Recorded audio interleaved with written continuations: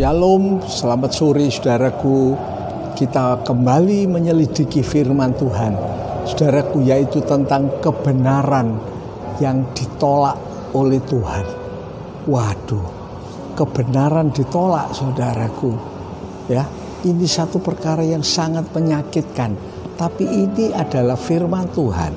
Kita akan baca di dalam Yehezkiel 33 ayat 11 sampai 13. Demikian bunyi firman Tuhan.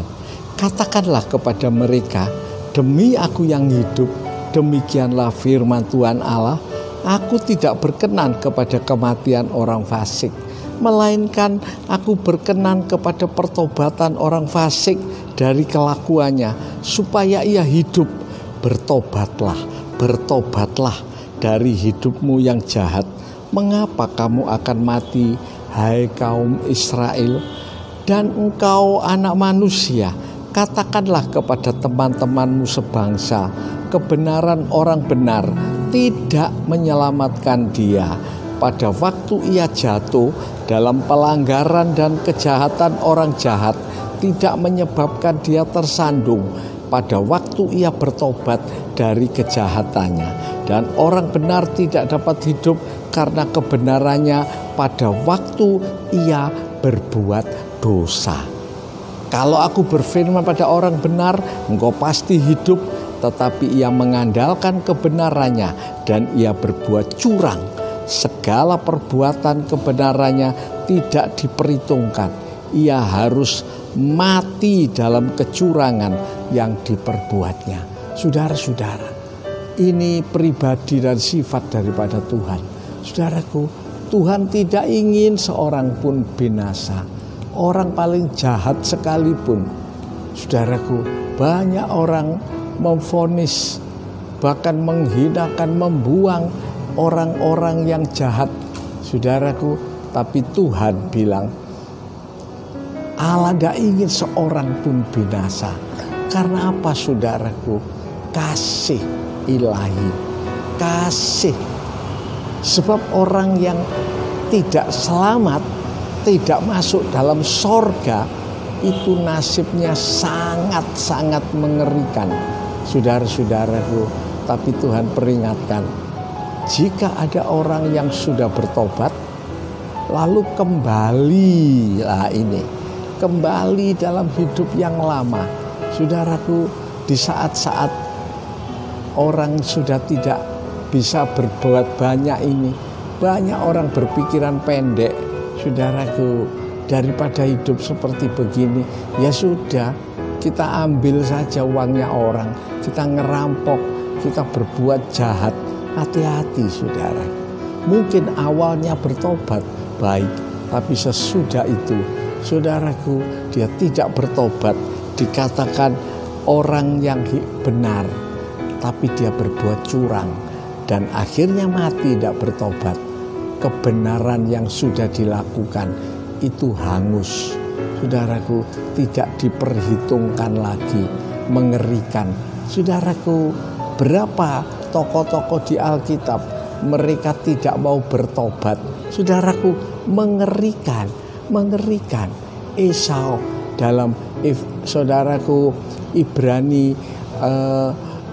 16 ayat yang ke-17, Esau mencari hak sulung, saudaraku, tapi tidak pernah kembali, tidak didapatnya lagi. Karena apa? Orang yang mati dalam dosa itu sudah tidak bisa diperbaiki, tidak bisa bertobat lagi. Tapi siapa sekarang ini, kalau kita menjaga diri, untung. Karena itu Tuhan bilang, berjaga-jagalah, bersedialah, sebab kamu tidak tahu kapan hari itu datang. Saudara-saudara, Galatia 6 ayat 7-8 mengatakan, apa yang ditabur orang dituainya, saudara. Siapa menabur dalam hawa nafsu, dia akan menuai dalam kebinasaan. Berapa orang, itu kan nanti, urusan nanti. Saudaraku, ini orang bodoh, sebab dia akan mengalami perkara yang sangat serius. Saudaraku, di saat dia berdosa lalu mati, maka dia segala kebenarannya, saudaraku, tidak diperhitungkan, hilang. Bayangkan, hilang. Kita lihat kesempatan pada sore hari ini, saudaraku, biar kita tetap setia kepada Tuhan sampai akhir. Orang yang bertekun sampai akhir, dia diselamatkan. Jangan mulai awal saja. Berapa orang mulai bertobat, dibaptis semangat, tapi belakangan ini jadi loyo, jadi undur dari Tuhan. Why, saudara? Tidak bisa menolong. Esau itu anak sulung, hak sulung. Tapi waktu dia menjual hak sulungnya, pemburu kita sudah datang.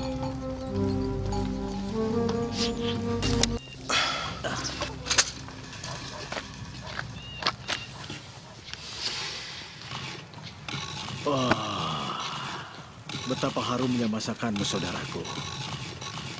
Aku sangat lelah. Sudah berhari-hari aku tidak merasakan masakan enak. Aku sangat lapar.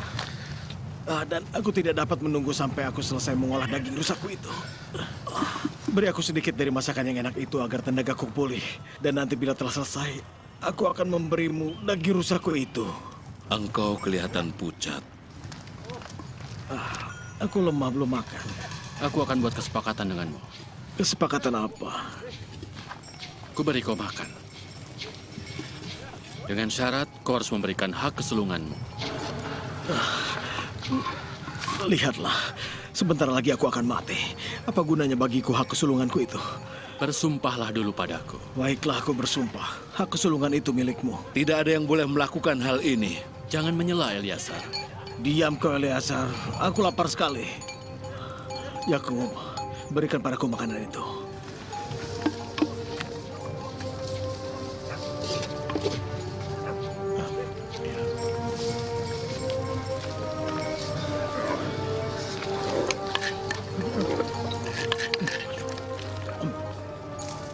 Makanan itu sangat enak, bukan?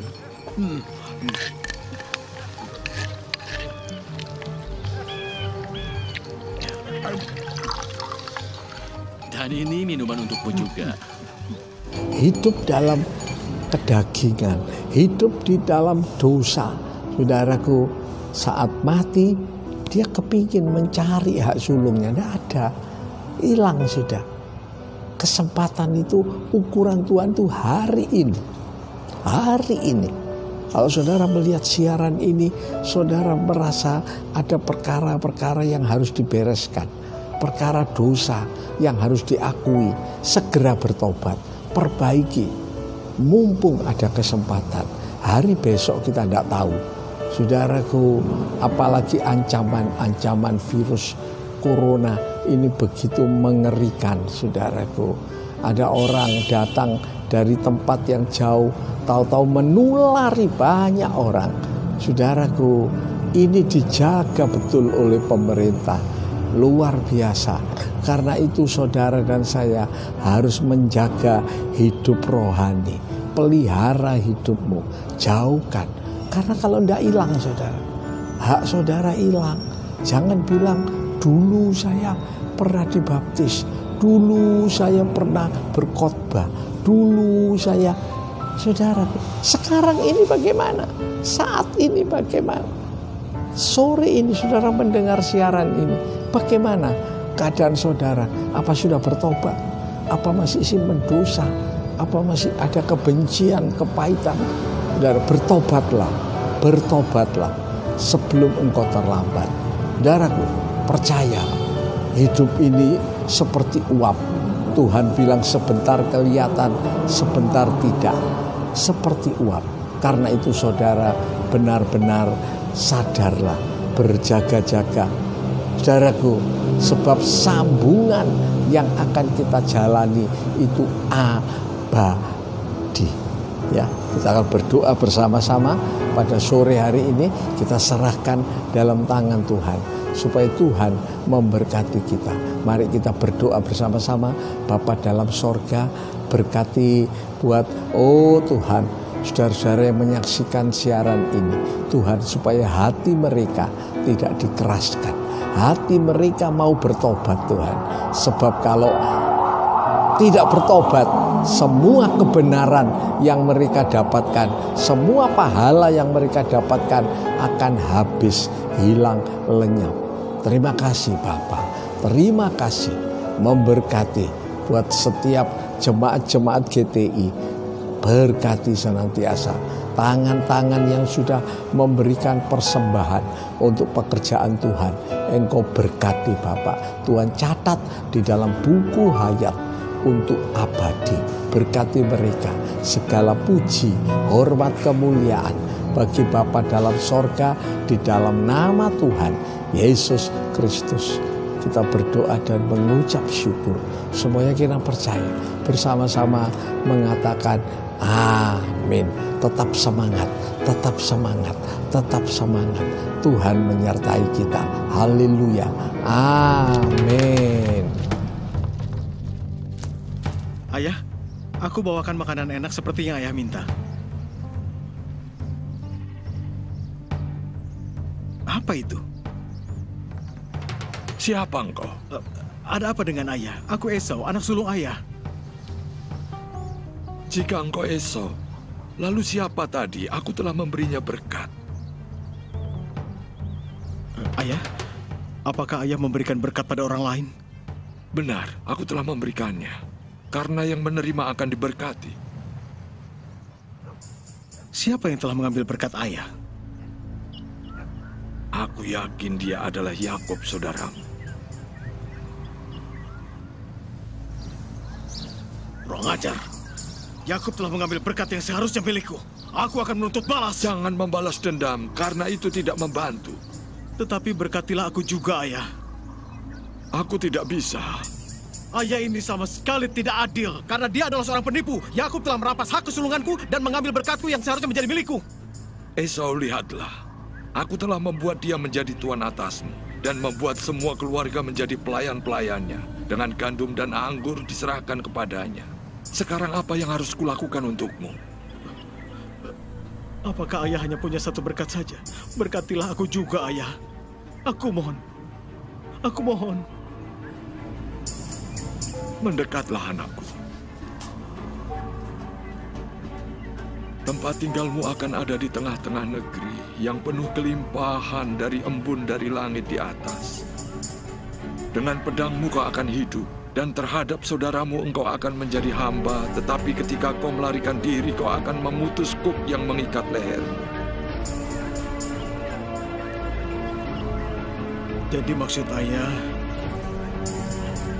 itu berkat yang ayah berikan.